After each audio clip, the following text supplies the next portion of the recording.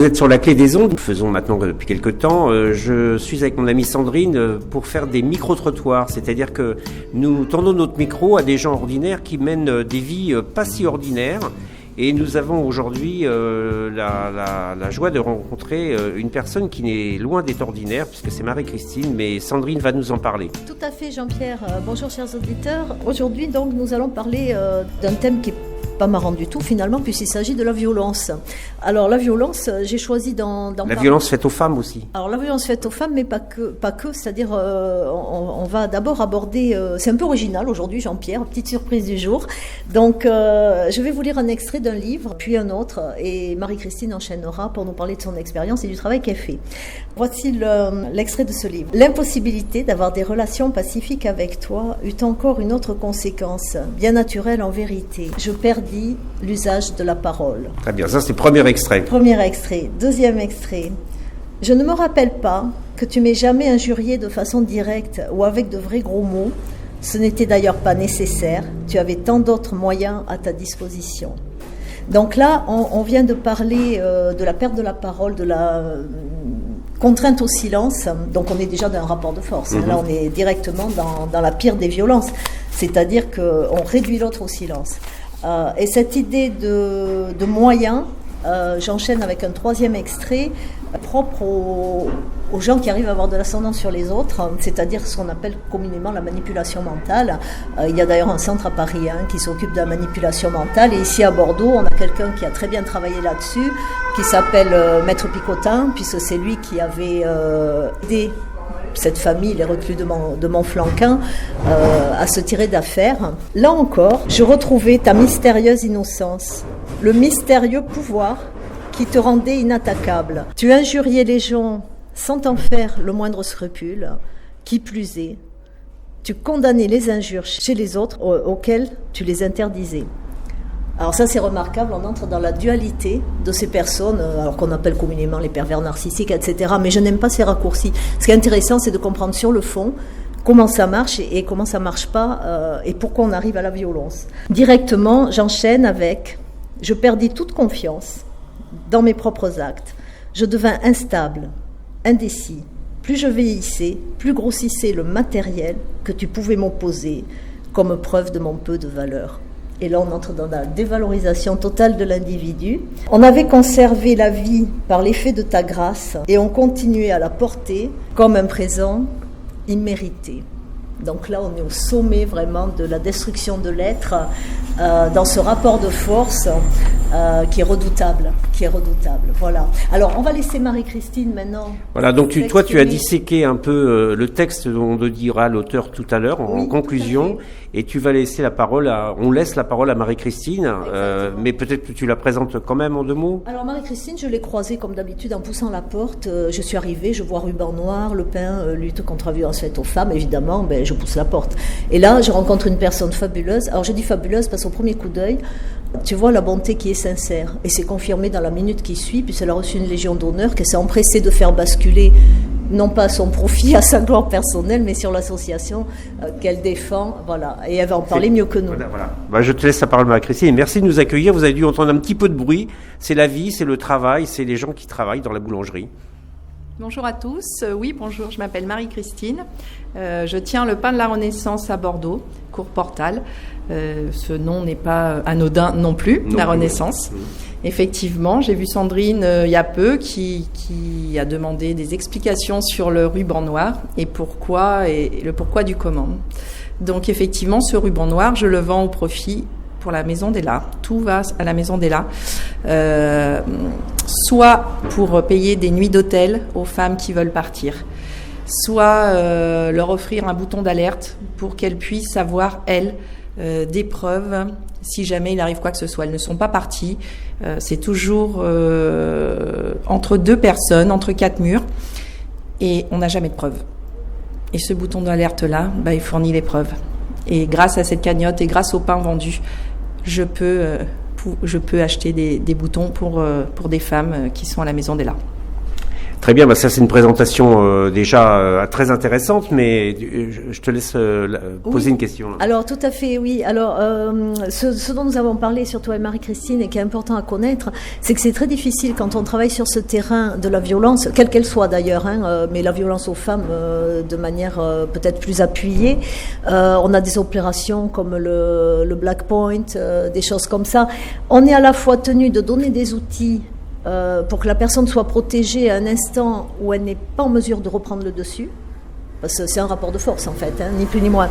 Elle n'est pas au stade là, elle est au moment où elle est au fond du seau, elle a la tête sous l'eau avec deux mains qui lui tiennent les épaules et qui la maintiennent sous l'eau. Donc là, il faut un secours immédiat. On est sur du très court terme, de l'immédiat. Et la réponse qu'apporte Marie-Christine, et je comprends qu'elle soutienne cette initiative, c'est celle du très très court terme et c'est génial. Parce qu'on oublie souvent ça avec des bons propos sur le long terme et tout. Et ça, bien sûr, il faut s'en occuper. Mais ça ne veut pas dire qu'il faut laisser le court terme en plan. Et donc, vraiment une discrétion à avoir en même temps qu'on agit. Donc ça, c'est tout l'art de Marie-Christine et je pense qu'elle va en parler mieux que moi. Donc je lui redonne la parole à ce sujet. Alors du coup, oui, il y a des femmes qui peuvent venir me voir, on discute. Je leur dis que rien n'est perdu. Je peux leur donner des numéros de téléphone, je peux les conseiller vers des avocats. Mais je suis là aussi pour leur expliquer que rien n'est perdu et qu'on peut faire des choses à l'instant T. Le bout du tunnel, on ne le voit pas forcément, mais moi j'y suis arrivée, alors pourquoi pas les autres ? Je suis là pour aussi les orienter, essayer de leur dire non, tout n'est pas fini et je vous écoute, moi je vous crois et c'est très important d'être cru, d'où aujourd'hui mon combat de tous les jours. Et d'où le nom de ta boulangerie, c'est la Renaissance, volonté là de dire que on est là pour aussi aider les autres et que toi tu te positionnes dans ce cadre-là. Tout à fait. C'est aussi, moi, ma renaissance, puisque je me suis retrouvée sans rien du jour au lendemain. Donc, le seul moyen, j'ai pas de retraite. Mon ex-mari n'a pas cotisé pour moi, il faut le savoir. Donc, je n'ai rien de rien. Et le seul moyen, c'était de prendre une affaire pour après avoir un toit et pouvoir manger. Et du coup, je me suis dit, ok, mais qu'est-ce que je peux faire aussi pour apporter quelque chose aux autres ? Et là, je me suis dit, voilà, grâce à cette boulangerie-là, je peux faire plein de choses. C'est fabuleux. C'est fabuleux, ouais. Ça. Ouais. Alors je rebondis moi sur deux derniers extraits de ce petit livre que j'ai dans les mains, parce qu'on a du mal souvent à comprendre cette relation à l'autre qui est complètement surréaliste. Alors on a vu déjà l'effet de manipulation avec quelqu'un qui vous dit faut pas faire ça, et qui en même temps fait tout l'inverse. Et ça passe. Parce qu'on est complètement désorienté. Quand on n'est pas soi-même dans la perversion, on voit qu'il y a un truc qui cloche, mais on ne sait pas mettre des mots dessus, et on finit par s'habituer. Et je vais vous lire ces deux extraits. Alors le premier, c'est la fabrique de la peur finalement. Ton déplacement de colère et d'irritation ne paraissait pas se trouver dans un rapport juste avec la chose elle-même, c'est-à-dire celle dont on est en train de parler. Ta colère, elle avait été là d'emblée, dans toute son ampleur, et c'est le hasard si elle avait saisi juste cette occasion d'éclater. Et c'est vraiment typique de ces relations, c'est-à-dire tout va être prétexte à jeter l'autre d'un mur, à faire n'importe quoi, parce qu'à un moment il faut que ça sorte, il faut que ça cogne, il faut que ça taise. Voilà. Et on est vraiment dans cette espèce de rouleau compresseur. Donc ça c'est la fabrique de la peur, et ce qui est terrible, et pire que tout, c'est derrière l'installation de l'habitude. Et là il y a aussi un passage que j'ai trouvé fabuleux. Alors ce sont des gens aussi qui se plaignent, parce que c'est culpabilisant pour l'autre, et puis l'autre est humilié, il est encore amoindri, et finalement, il cherche toujours sa responsabilité dans cette affaire. Et donc, on parle donc des plaintes, de l'humiliation que ça représente et des conséquences secondaires nuisibles. S'habituer à ne pas prendre au sérieux des choses dont précisément on aurait dû ressentir la gravité. Et l'art des manipulateurs, c'est de faire sortir les gens de la gravité. C'est pas grave en fait. C'est une espèce de truc, on s'habitue, puis finalement, ça serait presque normal. Voilà. Donc c'est redoutable. Marie-Christine ? Presque normal, c'est même pas ça, ça devient normal. Moi, j'ai vécu ça pendant effectivement plus de 14 ans.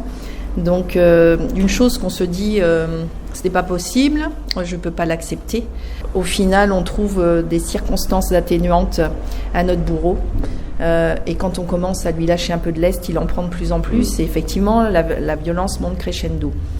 Ça commence des insultes à la claque, au coup de poing, au coup de pied, à dormir dehors et au viol, aux violences financières également.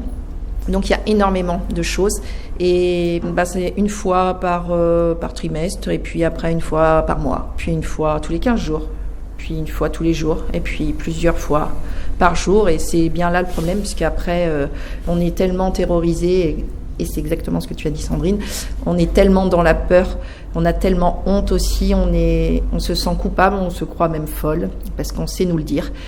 Et ça devient malheureusement notre quotidien et notre naturel. Et on ne se rend même plus compte le jour où on dépose plainte que c'est juste impossible. Moi, le jour où j'ai déposé plainte, ça a duré 5h30. Quand j'ai raconté ma vie, c'était tout à fait normal. Aujourd'hui, lorsque je lis mon audition 6 ans après, je me dis waouh, quelle vie. On revient de loin. Je vais maintenant vous faire découvrir ce petit livre dont je parlais, parce que moi derrière tout ça j'avais une idée, c'était vraiment de parler du mécanisme de la violence, comment ça se construit. Je suis quand même assez optimiste puisque je cherche des solutions à tout, un peu comme toi Marie-Christine. Eh bien, il ne s'agit pas d'une femme battue, il s'agit de la lettre au père de Franz Kafka. Donc c'est génial parce qu'on voit que sur ces mêmes mots, on a exactement les mêmes histoires. Donc lettre au père de Kafka, je recommande cette lecture qui est fort instructive et qui démonte un petit peu des choses comme ça autour de la violence. On fera d'ailleurs une liste, Jean-Pierre, de textes, etc. Et j'avais promis 2 surprises après cette interview. Donc la deuxième surprise, Marie-Christine, toi qui peins, je pense que tu vas apprécier. J'ai pas pu finir, mais j'ai fait pour toi un tableau que je vais t'offrir, bien sûr. Mais tu en feras bon usage, soit en présentation dans ta boutique, soit tu pourras l'utiliser pour refabriquer des moyens au profit de cette association que tu chéris.